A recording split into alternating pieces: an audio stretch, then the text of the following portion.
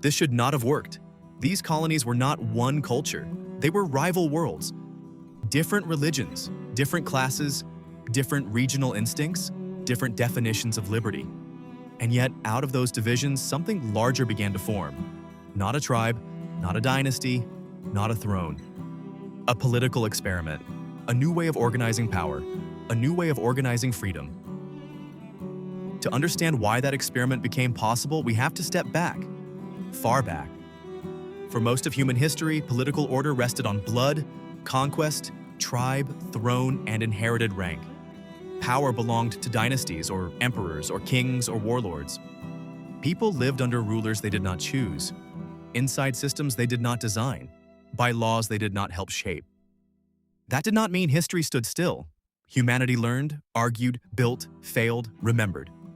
From Aristotle forward, thinkers had wrestled with justice, virtue, corruption, law, and the nature of good government.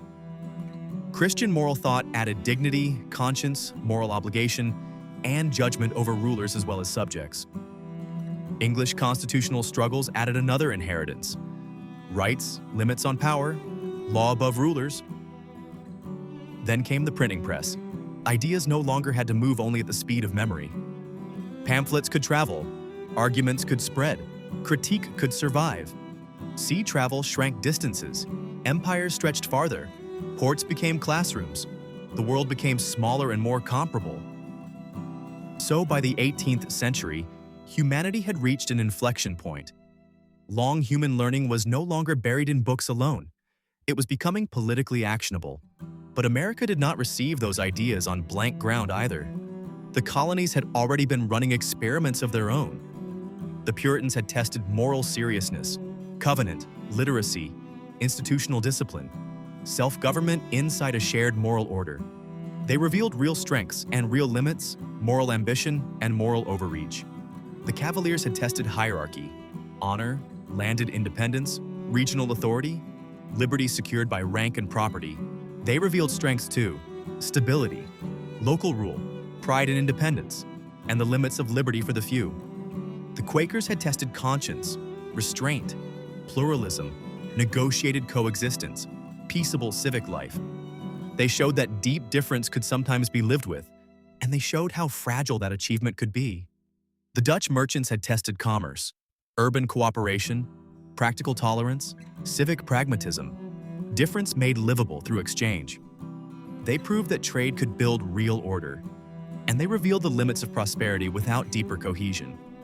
The Scots-Irish had tested autonomy, local loyalty, vigilance, resistance to distant power, toughness where institutions were weak. They revealed courage, self-reliance, and the dangers of grievance without enough restraint. No one faction had the whole answer. That is one of the deepest truths in the American story.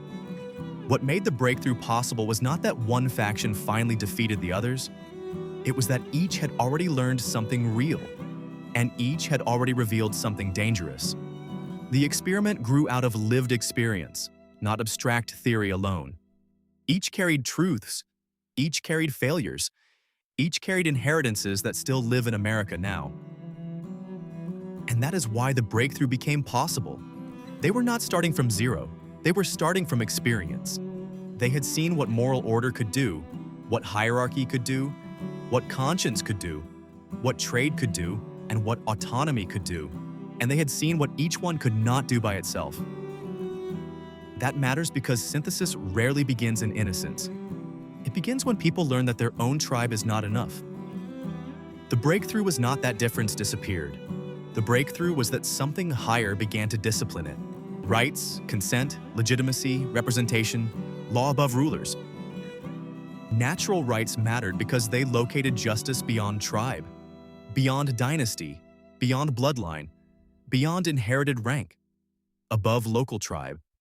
For the first time at scale, political legitimacy was being anchored in something higher than power itself. We hold these truths to be self-evident was not just a line. It was a relocation of political legitimacy. Power would no longer justify itself merely by inheritance, or conquest, or throne, or coercion. It would now have to answer to justice. This was a leap in human cooperation too, perhaps one of history's greatest. Human beings are unique not only because they think, they are unique because they can cooperate at scale around shared abstractions. Law, trust, institutions, rights, common purpose. Not perfect democracy, not perfect equality, not final justice, but something genuinely new. A society consciously trying to anchor itself in liberty, at scale, under law, with structure. That was the break, from throne and tribe toward voluntary political union. British pressure still mattered. Of course it did, but pressure alone cannot explain the leap. Plenty of peoples have hated an empire. Far fewer have become capable of building something higher in response. What made the coalition possible was not fear alone. It was shared inheritance, shared learning, shared pressure, and shared imagination. They had enough experience of self-government to imagine cooperation, enough fear of domination to want restraints on power, enough intelligence to know their own systems were incomplete, and enough ambition to believe that a larger framework might secure more than any one faction could defend alone. But this experiment was never just freedom without form. They were not naive. They knew power corrupts. They knew tribes dominate. They knew liberty without structure can collapse into instability. So even in breakthrough, they were already thinking in terms of friction, restraint, compromise, distributed power. The Constitution would come later as a more complete structural answer. But the mental breakthrough began here.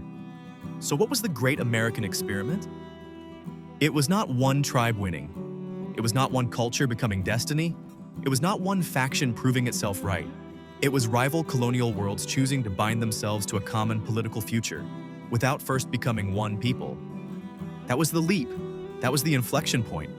That was the beginning of something the world had rarely seen at any scale. No one faction had the whole answer.